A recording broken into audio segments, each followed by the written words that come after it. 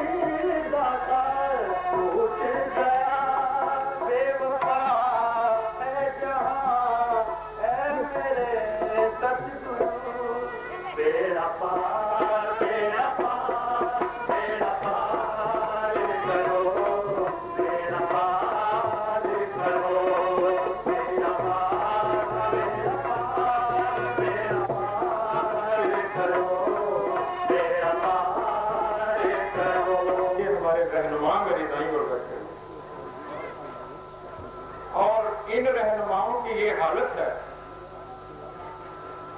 कि ये उस दर तक हमें पहुंचा रहे हैं जहां आप पहुंचे हुए हैं। इसलिए मैं, आपका पता नहीं, मैं इन सबका एहसान हूं। गुरु क्या करता है?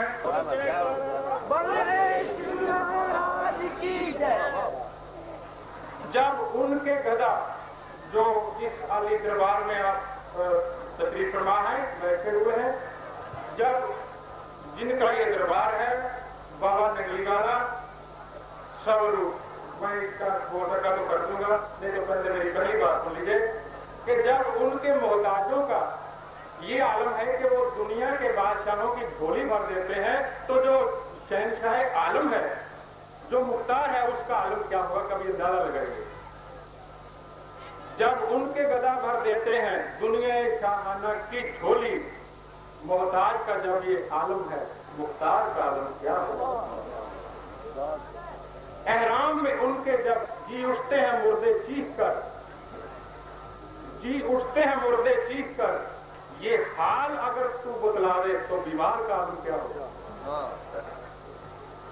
मेरे आदरणीय बुजुर्गों और मेरे पूजनीय संत मंडल, मेरे गुरुदेव के समान मैं समझता हूं कि मेरे गुरुदेव स्वामी सार शब्दानंद जी महाराज का एक बहुत बड़ा एहसान है मुझ पर, जो शायद इस जिंदगी में अदा हो सके या ना हो सके तो किसी और जन्म में सही, ऐसी कोई बात नहीं।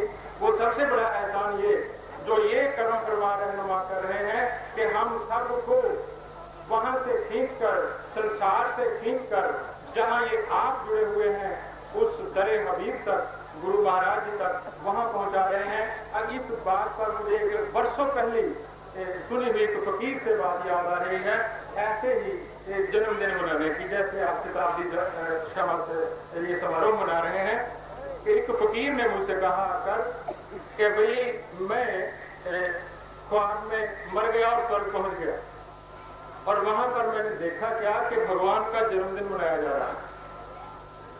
मुझे बड़े सुन के खुशी हुई कि शुक्र है यार, तो सुनने में मरा और कम से कम फिर भगवान का जन्मदिन, शुक्र है।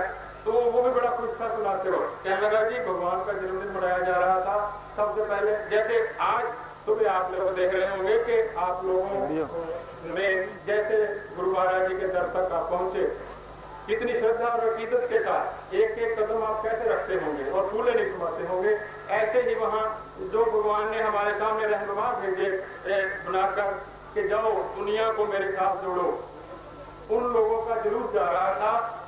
मैं जल्दी में हूँ, बहुत कम वक्त में बातें उनके पीछे हम जाते और बड़ी संगत के साथ, और उनके बाद राम का, ऐसे ही ईसा का, मोहम्मद का, क्राइस्ट का और गुरु नानक का, ऐसे सब जितने रहनुमा दुनिया में हुए। और वो फकीर कहता मैं देखता रहा और देखते देखते मुझे शाम हो गई, और जब शाम हो गई तो सब लोग जा चुके थे, मीलों लंबे जुलूस थे, सबकी एक दूसरे को संगत मार दे रही थी। तो मैं खड़ा था कि शायद कोई केक काटेगा, भगवान आता।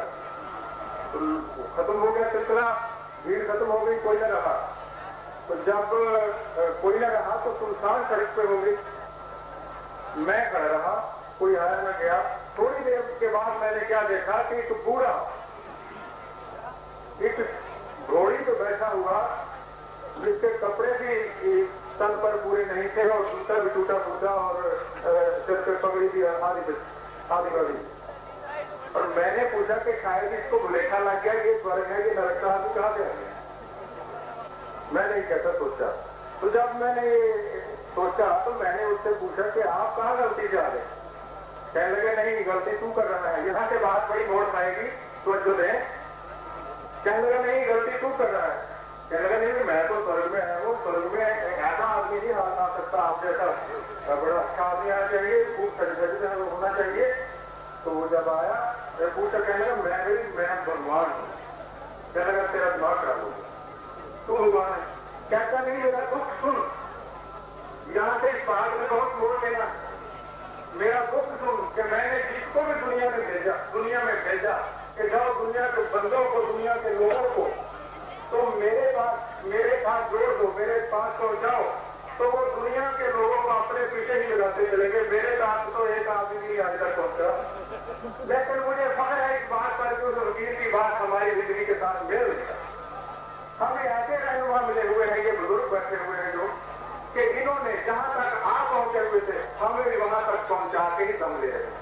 चाहे रात हो चाहे दिन हो चाहे कुछ भी हो, तब तक ये अपने ध्येय को सफला नहीं मान रहे। मैं इनका एहसान कैसे चुका सकता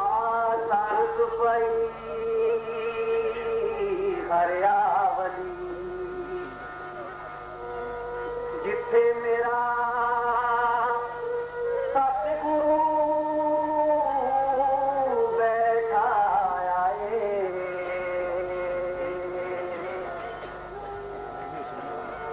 से जंत भये हरियावली जिनी मेरा सतगुरु देखो जाए।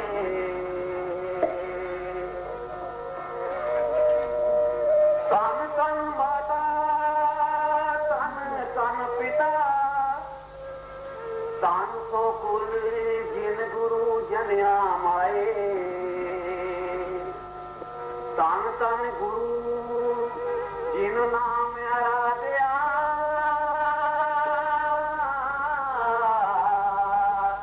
आप दरिया जिन जिठा तिया गलियां होवन, संगता नच नच चलियां होवन, संगता नच नच चलियां होवन, सजिया होवे दरबार पुरानी है होवे, सब बोलो जय जयकार पुरानी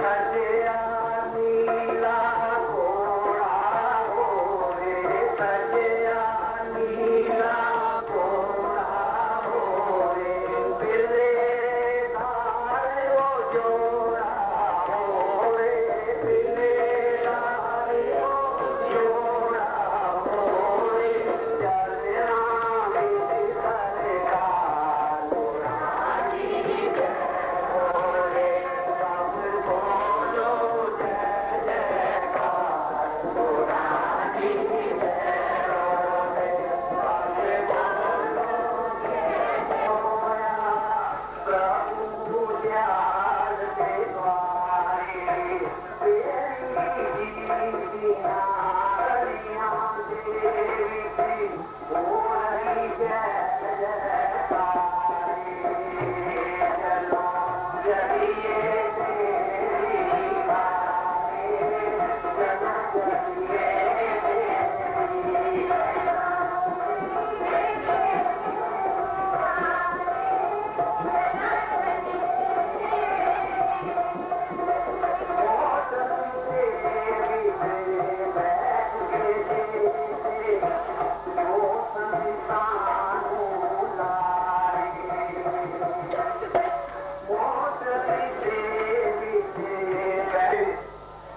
और बढ़कर बन गई इस ज्ञान की ज्वाला। सदी पहले तिरंगित नूर की उतरी थी तेरी में, वो फैली और बढ़कर बन गई इस ज्ञान की ज्वाला। भाई तजल्ली उसकी इतनी खूबसूरत और दिलकश थी, तजल्ली उसकी इतनी खूबसूरत और दिलकश थी कि जैसे चांद के मुखड़े से किरणों का हसी आला। तजल्ली ही उसकी नदी माला। फकीरी रूप जब धारण किया उसने जमाने में, तो हर दिल में हकीकी नाम की फिरने लगी माला। वो रब्बी हुस्न का जलवा, वो एक शाने करीमाना, वो रब्बी हुस्न का जलवा, वो एक शाने करीमाना, खुदाई उसकी दीवानी, जमाना उसका मतवाला, और दिल उसका फूल था, उसकी जबान से फूल झड़ते। दिल उसका फूल था, उसकी जबान से फूल उछलते थे, सरासर प्यार की मूर्त वो सारे जग का रखवाला, सरासर प्यार की मूर्त वो सारे जग का रखवाला, और नवाजा उसने कुल दुनिया को अपनी मेहरबानी से, नवाजा उसने कुल दुनिया को अपनी मेहरबानी से। जमाना इसलिए कहता है उसको रहम को वाला, नवाजा उसने कुल दुनिया को अपनी मेहरबानी से, जमाना इसलिए कहता है उसको रहम को वाला। और जो उस ज्योति की नंगनी में बसेरे की हुई ख्वाहिश, जो उस ज्योति की नंगनी में बसेरे की हुई ख्वाहिश, तो नंगनी को खुदा ने स्वर्ग का तीर्थ बनाया। जो उस ज्योति की नंगनी में बसेरे की हुई ख्वाहिश, तो नंगनी को खुदा ने स्वर्ग का तीर्थ बना डाला। भाई मनाने को जन्मदिन उसका हम नगली में आए हैं, मनाने को जन्मदिन उसका हम नगली में आए हैं, अकीदत के हजारों फूल अपने साथ लाए हैं। सदी पहले पिरामिड नूर की उतरी छिटे हुए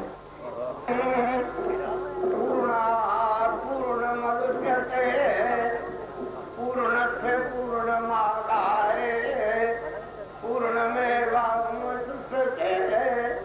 ओम शांति शांति शांति। मेरे प्यारे भाइयों,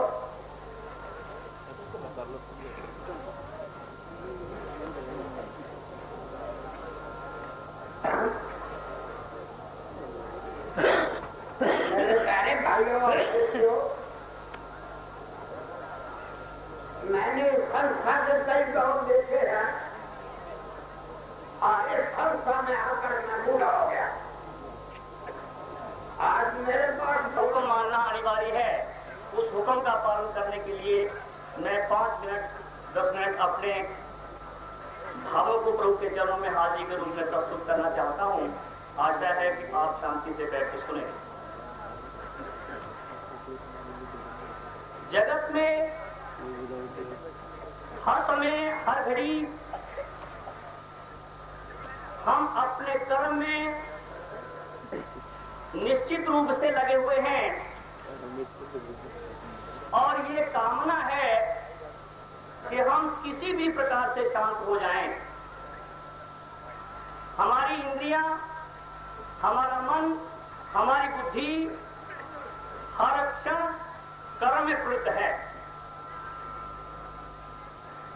कर्म निरंतर कर रही है, लेकिन करते हुए भी इस परिवर्तनशील जगत में हम जिस भी स्टेज पर, जिस स्थान पर जाते हैं, तो वहां अपने आप को अधूरा अद्भुत पाते हैं। प्रयास करते हैं उससे आगे हमें सुख मिले, हम पूर्ण हो, हम शांत हो, लेकिन क्योंकि जब हमारा कर्तव्य उस पूर्णता और शाश्वत शांति के अनुकूल नहीं है, तो हमें ना वो शांति मिलने वाली है और ना हम पूर्ण होने वाले हैं।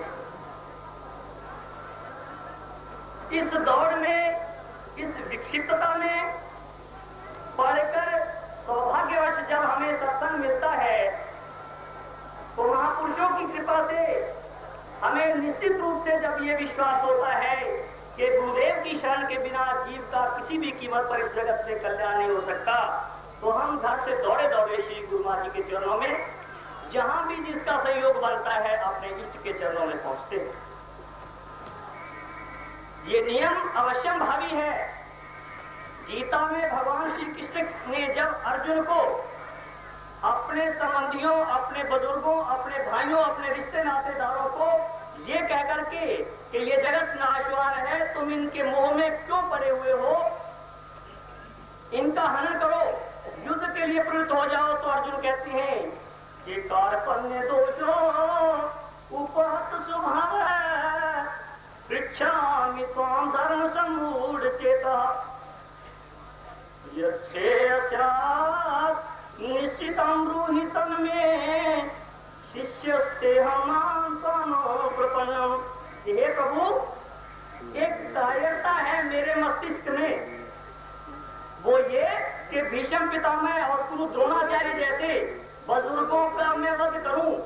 अपने रिश्ते नाते दारूगामद करूं, इस कायरता से द्वंद्व में पड़ा है स्वभाव जिसका, ऐसा व्यक्ति मैं आपसे ये पूछता हूं जिसका कि धर्म के प्रति समूढ़ चित्त हो चुका है, क्या पूछता हूं कि यत् श्रेयस्या निश्चितम या निश्चितम श्रेयस्या। भगवान ने हमें किस लिए दिया है? क्या संसार की चीजों को दिल में बसाने के लिए, क्या मोह ममता को दिल में बसाने के लिए मिला है? नहीं, बिल्कुल गलत है।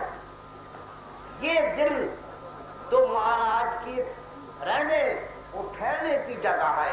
अपने दिल में सच्चाई और प्रेम से देखो, मालिक तुम्हारे दिल में है। वो सब संसार का वो नित्य अवतार भी है और नमित अवतार भी है और हर जगह मौजूद है, पर वो नजर आता नहीं योग साधन के बिना। उन्होंने ऐसी युक्ति है, नित्य अवतार भी है और नमित अवतार भी है। सब शक्तियां उनके अंदर मौजूद हैं। वो गए नहीं, मैं 10 साल उनके साथ रहा। मुझे कहा करते हैं अर्जुनन, मुझे कोई समझ सकता है, देख सकता है? मकम आया जी, ये तो बड़ी मुश्किल बात है। संसार की संसारियों की संसार की झूठी चीजों को देखते हैं। आपके पास, उनके पास कोई आंख नहीं है। आप कृपा करो और ऐसी दिल दो कि जिसे आपको हर वक्त देख सके, यानी दर्शन कर सके। तो ये हमारे बस की और ना आपके बस की है। हर जगह मौजूद है पर वो नजर आता नहीं। योग साधन के बिना उसको कोई पाता नहीं। वो तरीके सब उन्होंने संसार में प्रकट कर दिए हैं, लेकिन इंसान का दिल हर वक्त जाकर के संसारी चीजों की तरफ भागता है। क्यों? दिल में संसार की चीजों को बैठा रखा है, मालिक को जगह नहीं देते, मालिक से प्यार सच्चा नहीं करते। ऊपर ऊपर मन से कहते हैं कि महाराज हम आपके हैं, कृपा करो। वो तो हरे के माने पहले लिए कि हमारे दिल में है। हमारे दिल में ऐसा उत्साह और प्यार होना चाहिए कि दुनिया देखे कि ये कैसा प्यार है। अरे जो इंसान बनो, इंसान है जहान में वो आदमी जो मुद्दत को हरीश नहीं ऐब भी नहीं। अरे जो इंसान बनो, इंसान के लिए क्या करता है? इंसान है जहान में वो आदमी की जो मुद्दत को छोड़ दो, रात जो इसको बांध रखो और नारेक मत करो और किसी के ओगन मत देखो। ये इंसानियत का अंग है। पहले तो हम इंसान बने ताकि हम अपने मालिक को देख सके। हम मालिक बाहर नहीं बैठा, सब जगह है, लेकिन असली घर जो है हमारा दिल जो है। हम इस दिल को इतना मालिक को दिखाने के लिए साफ करते, साफ कोई गंदगी तो है नहीं। ये काम क्रोधो मोहकार अंदर घुस गए हैं, इनको निकालो। ध्यान मूलम गुरु मूर्ति पूजा मूलम। थोड़ा बड़ा नुस्खा बख्श देता गुरु। आप मन के केले हो, मैं नहीं मन का केला हूँ। अगर मन का कहना तो मेरे लिए मालिक मेरे साथ है। और वाकई गुरु महाराज के साथ जो गुजरी है, अब भी मुझे, मैं जब सच्चे दिल से गुरु महाराज की तरफ मेरे दिल में जो बैठा हुआ है और गुरु महाराज को बैठा, अपने दिल में मालिक को बिठाओ। कहा क्रोध मोहंकार को नसीब मत आने दो। देखो कि आनंद ही आनंद है, लेकिन तुम ये नहीं कर सकोगे। मैं सच कहता हूँ, मुझे लालच वाली वो झूठ बोलने वाली आदत नहीं है, बड़ाई नहीं करना चाहता तुम्हारी। जब झूठे को कहे दुकान पर जाए वो कसने खाता है कि मैं नहीं देने गई, मैं कहा सच बोलो, अकेले महाराज सच से तो काम नहीं चलता, दुगना कहेंगे तब तो कुछ मिलेगा। संसारी संसार किसे कहते हैं? झूठ को, और इसमें सार भी है, सार वस्तु है संसार को। लेकिन दूध में माखन भी है और घी भी है, लेकिन नजर नहीं आता। दूध को गर्म करो और उसमें जाग मिलाओ और उसको पिलाओ, तब जाकर के मक्खन निकलेगा। और मक्खन थोड़ी देर रखोगे तो भी वो खराब हो जाएगा, उसको फिर आग पर कितने आवाज जब से श्री जी पैदा हुए और आज तक हमारा कल्याण नहीं हुआ, वो हमारी बेईमानी थे। मालिक से झूठ बेचते हैं, मकारी करते हैं कि मालिक को ठग ले, मालिक हमारा काम करे। जैसे वकीलों को ठगता है अपने वक्त में को, इसी तरह से हमारा भी यही है कि हम सरकार को भक्तों को ठगे पैसों के लिए। ये बेईमानी नहीं, अच्छा बोलेंगे, प्यार करेंगे, हमें 100,000 रुपया दिया जाएगा, ये क्या है? ये सौदा है कोई? ये मालिक से मिलने का कोई रास्ता है, कोई तरीका है? ये तुम खुद मालिक को धोखा देते हो। अपने गुरु आज मना रहे हैं तुम, ये मनाना नहीं है। एक बात याद रखो, ये आज से कसम खा लो कि हम महाराज हम तेरे हैं, बस। और याद करो सच्चे दिल से, मालिक मना नहीं, ये हमारे अंदर है। ये गलत बात है कि बाहर बैठे हैं मना रहे, वो तो हर वक्त मनाए हैं। ये एक जन्म शताब्दी नहीं, वो हमारे हर वक्त साथ है, हर वक्त हमारे पास हाजिर है। जब कभी हम मालिक है, और मैं तो अपने कहता हूँ कि जब कभी भी जरा कोई मुश्किल काम आता है तो मालिक से पूछ लेता हूँ, मुझे जवाब देता हूँ। मैं तो अपनी तजर्बे की बात